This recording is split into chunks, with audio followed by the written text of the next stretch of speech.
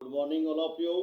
आज हम पढ़ने जा रहे हैं इंग्लिश ग्रामर का एक बहुत एक्टिव पैसिव का टॉपिक है इंट्रोगेटिव, प्रश्नवाचक। तो आज हम देखते हैं कि भाई प्रश्नवाचक किस प्रकार से हम बनाते हैं। पहचान सब जानते हो कि सेंटेंस के अंत में प्रश्नवाचक का चिन्ह होता है, इंट्रोगेटिव मार्क होता है, तो वो होता है प्रश्नवाचक सेंटेंस। तो ऐसे वाक्य जो हैं हम तीन प्रकार से बना करके देखेंगे। तो इंट्रोगेटिव को हम तीन भागों में डिवाइड करते हैं। नंबर वन होता है जो हेल्पिंग वर्ब से शुरू हो, एक होता है आपका जो WH फैमिली से शुरू हो, और एक जो हु से शुरू होता है या फिर हुम से शुरू होता है। तो यहाँ एक्टिव टू पैसिव बनाते समय हमें ये ध्यान रखना है कि अगर वाक्य आपके हेल्पिंग वर्ब से शुरू हो रहा है तो उसी हेल्पिंग वर्ब का यूज करते हुए हमें दोबारा बनाना है। अगर उसमें WH फैमिली का कोई वर्ड है, जैसे वाट है, वहन है, वहेर है, विच है, वो और हुम को छोड़ करके, तो ऐसे सेंटेंस को बनाते समय भी वही रूल काम लेने हैं जो हेल्पिंग वर्ब के काम आएंगे। इसके बाद में अगर सेंटेंस आपका हु से या फिर हुम से शुरू होता है तो ऐसे सेंटेंस को थोड़ा सा अलग तरीके से हमें बनाना है। तो आज हम यही देख रहे हैं। पहले हम देखते हैं हेल्पिंग वर्ब से, जैसे डू यू प्ले फुटबॉल और क्वेश्चन मार्क। अगर ये वाक्य आपको दिया हुआ है तो हमें पता है कि भाई डू कौन सी फॉर्म है, फर्स्ट फॉर्म है। तो जैसा हम पहले रूल में पढ़ चुके हैं, अगर फर्स्ट फॉर्म दी गई है तो हमें क्या करना होता है, हमें फर्स्ट फॉर्म अगर दी गई है तो हम इसको क्या करेंगे कि एज आर एम से शुरू करेंगे।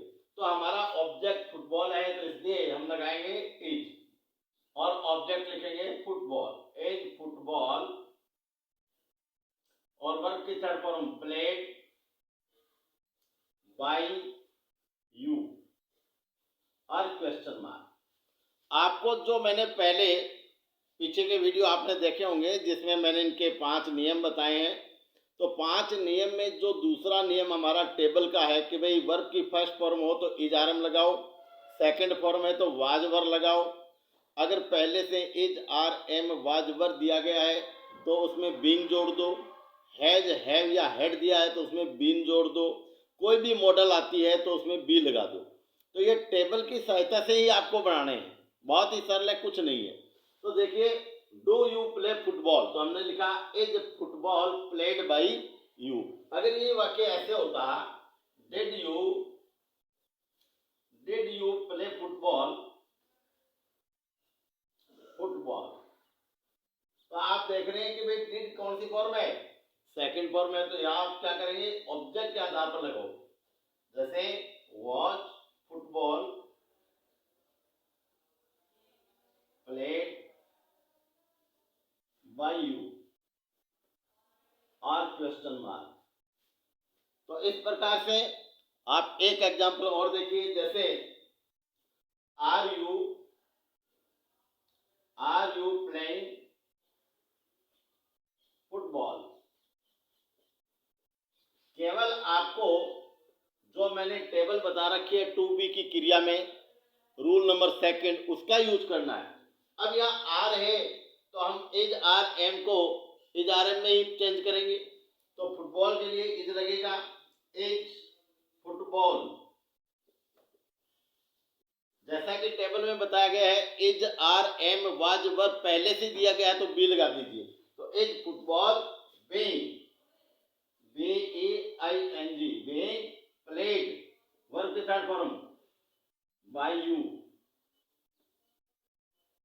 तो आपने देखा अगर वर्ब की फर्स्ट फॉर्म है हेल्पिंग वर्ब इज लगेगी, सेकंड फॉर्म है तो वाज या वर लगेगा, और पहले से is are am was were दिया है तो आपको बीइंग जोड़ना है। क्या ध्यान रखना है, आप बीइंग इसके साथ नहीं लगाएंगे, ऑब्जेक्ट के बाद में बीइंग लिखेंगे और क्वेश्चन मार्क लगाएंगे। तो ये तो हमारे थे हेल्पिंग वर्ब से कोई भी अगर ऐसा सेंटेंस से आता है। अब हम देखते हैं WH फैमिली का। तो बिल्कुल ही इजी है, कुछ नहीं। WH फैमिली का जो भी वर्ड आता है तो आपको उसके साथ वही रूल काम में लेना जो हमने अभी लिया, जैसे वहन,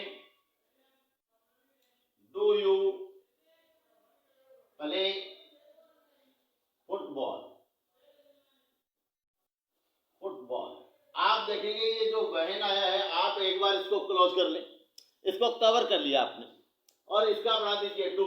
अभी आपने बनाया था एज फुटबॉल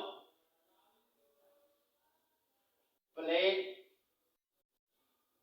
बाय यू, जो अभी हमने पहले जो वाक्य था उसका बनाया था, और ये वापस लगा दीजिए बहन, बस और कुछ नहीं करना है। केवल यहाँ एज में आई कैपिटल नहीं आएगा क्योंकि बीच में आ रहा है, इतना ही ध्यान रखना है। बाकी कोई भी चाहे वहन हो, विच हो, वहर हो, है ना, आपको ऐसा का ऐसा लिखना है। और शेष वाक्य का भी जो हमने इस रूल से बनाया है उसी रूल से हमें बनाएंगे। तो ये हमारा था WH फैमिली का कोई भी वर्ड आ जाए आप आसानी से इसको बना सकते हैं।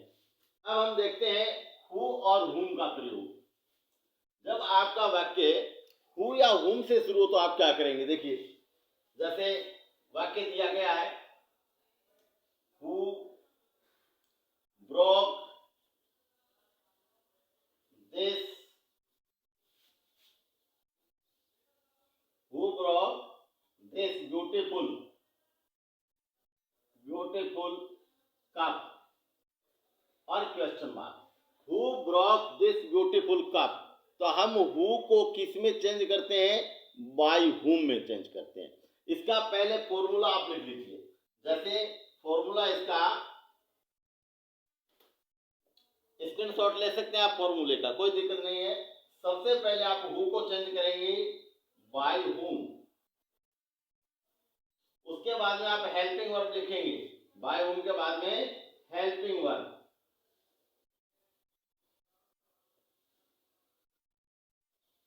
उसके बाद में ऑब्जेक्ट,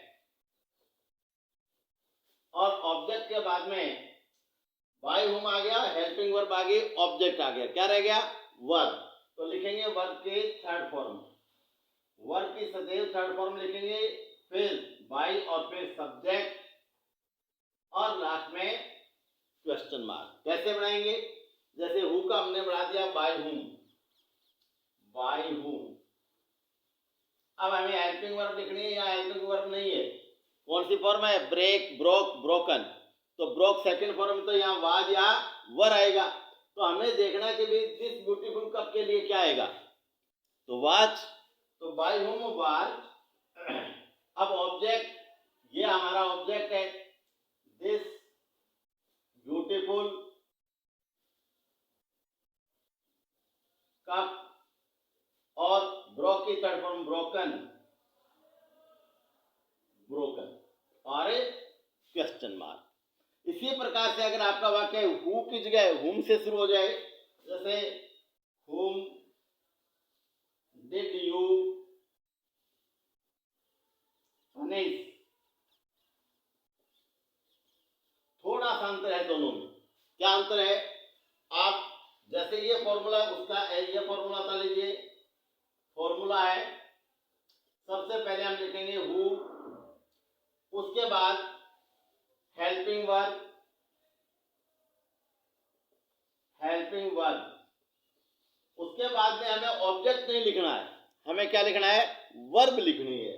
तो वर्ब की थर्ड फॉर्म, वर्ब की थर्ड फॉर्म, तो आप लिखेंगे हु हेल्पिंग वर्ब, वर्ब की थर्ड फॉर्म, और उसके बाद में ऑब्जेक्ट लिखेंगे, ऑब्जेक्ट।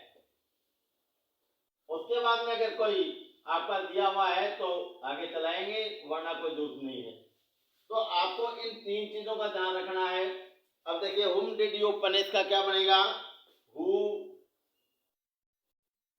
अब आपका डिड आ गया तो वाज या वर, तो यहां यू के अनुसार आप लगाएंगे वर, तो who were, who were punished bye you, who were punished bye you, who were punished bye you. तो दोनों में क्या अंतर हो गया कि अगर वाक्य हु से शुरू है तो आपको बाय हुम लगाना है, अगर वाक्य हुम से शुरू है तो उसको हु लगाना है। और जैसे पैसिव वॉइस बना रहे हैं तो हु के अंदर